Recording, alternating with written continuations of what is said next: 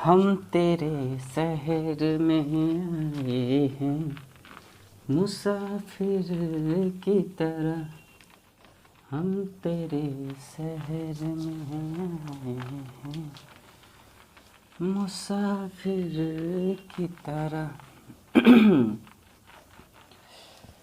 चलिए आइए दोस्तों, आज हम लोग हिस्ट्री का अगला टॉपिक समझते हैं। पिछले दिनों हम लोग जहाँ तक पढ़े थे उससे आगे लेकर चलेंगे, ठीक है। हिस्ट्री का अगला टॉपिक लेके चलते हैं। पिछले दिनों कहाँ तक समझे थे उसका थोड़ा सा रिवीजन कर लेते हैं। हम लोगों ने इतिहास को 3 कालखंड में बांट दिया था।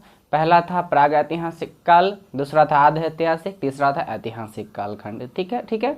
हिस्ट्री को 3 भाग में बांट दिए और उसके बाद हम फिर प्राग ऐतिहासिक काल को 3 पार्ट में डिवाइड किए हैं, ठीक है। पूरा पाषाण काल, नवपाषाण काल और पूरा पाषाण काल, मध्य पाषाण काल और नव पाषाण काल। कुछ और इसमें इंक्लूड कर देते हैं, बोले थे ना इंक्लूड करते जाएंगे। जैसे जैसे हिस्ट्री में बढ़ते जाएंगे आगे की ओर, कुछ ना कुछ नया आपको एक न एक टॉपिक रोज नया सीखने को मिलेगा। इससे आपका रिवाइज भी होते चलेगा और आपको सीखने में मज़ा भी आएगा। तो हम लोगों ने प्राग ऐतिहासिक कालखंड को 3 भागों में बांटा था, लेकिन यहाँ पे चलिए थोड़ा सा और इसको बढ़ा देते हैं। इसको थोड़ा इधर लिखते हैं।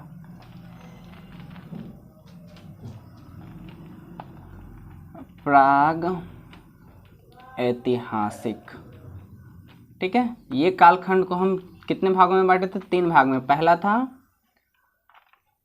था पूरा पाषाण काल, ठीक है। दूसरा यहाँ पे था आपका मध्य पाषाण, तीसरा आपका था यहाँ पे नवपाषाण। मैंने बोला था कि इसमें भी इंक्लूड होगा, तो चौथा यहाँ पे हो जाएगा आपका ताम्रपाषाण काल। चौथा आपका हो गया यहाँ पे ताम्रपाषाण काल। अब ये ताम्रपाषाण काल क्या है, थोड़ा सा इसके बारे में समझते हैं। ताम्र, यहाँ ताम्र मतलब होता है तांबा। क्या होता है? तांबा, जो एक क्या है? धातु है। क्या है? धातु है। पाषाण मतलब पत्थर वाला युग, पाषाण, और काल मतलब किस समय? टाइम पीरियड, ठीक है। अब देखिए, हम लोग 3 पहले जान चुके हैं, बहुत ही डिटेल से बात किए हैं 3 पे। और ये आज जो है नया टॉपिक, नया नहीं थोड़ा सा ही, मतलब उससे जैसे जैसे हिस्ट्री में हम आगे की ओर बढ़ते जा रहे हैं। पहले तो हम लोग जन्म कहाँ लिए थे? अफ्रीका में। कुछ क्वेश्चन पहले कर लेते हैं, ठीक ना। सबसे पहले मानव ने जन्म कहाँ लिया था? अफ्रीका में। यानी मानव का पालना किसे कहा जाता है? अफ्रीका महाद्वीप को कहा जाता है, ठीक है। उसके बाद मानव उस समय का मानव कैसा था? खाना बदोश था, खाना संग्रह करता था। आग जलाने की परंपरा उसने पूरा पाषाण काल में ही शुरू की थी। मध्य पाषाण काल में और कुछ बहुत सारा किया था। उसके बाद मध्य पाषाण में अंत्येष्टि कार्यक्रम शुरू कर दिया उन्होंने। इसको माइक्रोलिथ कहा जाता है। माइक्रोलिथ कहने का मतलब छोटे छोटे पत्थरों का उपयोग मध्य पाषाण काल से शुरू कर दिया। नव पाषाण काल में आया तो खेती वेती करने लगा, ठीक है। इसी में चक्का उक्का बनाया, मनका उनका इसी में बनाया है। और इसमें अस्थाई आवास यहाँ से प्रारंभ कर दिया। नव पाषाण काल से अस्थाई आवास प्रारंभ कर दिया, ठीक है। वो कहाँ पे हुआ था? वो नव पाषाण काल में कहाँ पे हुआ था? पहले मेहरगढ़ में अस्थाई आवास देखने को साक्ष्य मिले हैं, जो कि अभी पाकिस्तान में, ठीक है। देखिए, हम लोग अच्छे ढंग से खेती करना या मतलब नगरीय जीवन जीना शुरू किए थे पाकिस्तान से। अभी पाकिस्तान का हालत देखिए कितना बद से बदतर हो गया है ना। देखिए, यही कारण है कि जो अकड़ता है वो उखड़ जाता है जल्दी, ठीक है। चलिए, नवपाषाण काल में बहुत सारे टॉपिक को देखा था। अगर आपने नहीं देखा है तो आ जाइए, वहाँ पे आपको बढ़िया से समझाया गया है, समझिए, ठीक है। और उसके बाद ताम्रपाषाण काल आज समझे हैं कि ताम्रपाषाण काल में सिर्फ, इसमें कुछ ज़्यादा मेन पॉइंट नहीं है आपको कि ताम्रपाषाण काल में कोई ज़्यादा पॉइंट नहीं है। केवल तांबा की खोज हुई थी, इसलिए इसे ताम्रपाषाण काल में रखा गया है। मतलब प्रागैतिहासिक काल का एक खंड बना दिया गया है, यानी भाग बना दिया गया है ताम्रपाषाण काल। अब आते हैं थोड़ा सा आधे ऐतिहासिक कालखंड में। आधे ऐतिहासिक कालखंड में कुछ ज़्यादा नहीं है। ये पहला टॉपिक है, इसको हिस्ट्री कर देते हैं।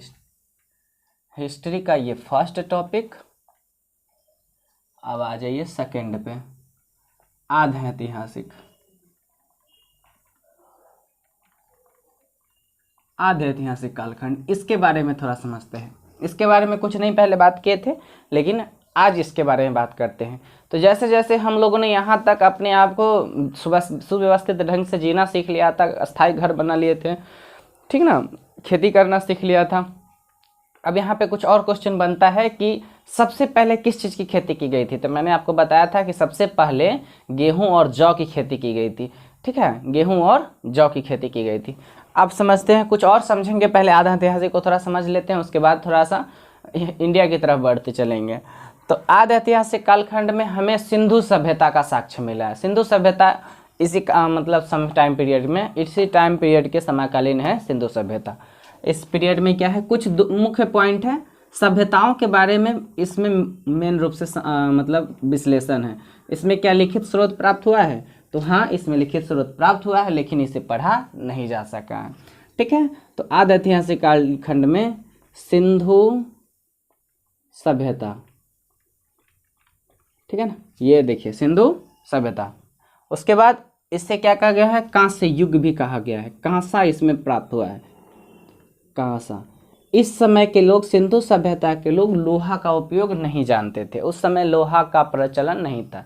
लेकिन अब पूछेगा क्या आधे ऐतिहासिक के लोग, आधे ऐतिहासिक कालखंड के लोग तांबे से परिचित थे।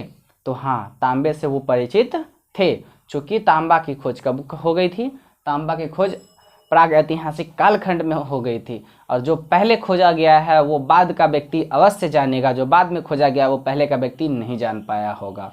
तो अब पूछेगा क्या कांसा का प्रयोग, कांसा की जानकारी प्राग ऐतिहासिक कालखंड के लोगों को थी, तो नहीं थी।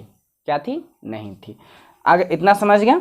अब चलिए इसमें पढ़ना क्या है, इसमें पढ़ना कुछ और एक पॉइंट पढ़ेंगे इसमें, हड़प्पा सभ्यता के बारे में, हड़प्पा सभ्यता के बारे में, ठीक है, सभ्यता के बारे में इसमें समझेंगे।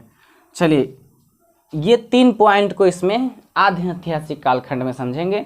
अगर इसमें तीनों पॉइंट को समझने के बाद हम लोग चल जाएंगे ऐतिहासिक में, हिस्ट्री के तीसरे भाग में चल जाएंगे, जिसमें हमको प्राचीन, मध्य और आधुनिक हिस्ट्री पीरियड पढ़ना है। तो अभी हम लोग कहाँ पढ़ रहे हैं, अभी हम लोग आधे ऐतिहासिक में पहुँचे हैं, फिलहाल पहुँचे हैं, ठीक है। अब चलिए कुछ मुख्य पॉइंट यहाँ पे समझते हैं। पहले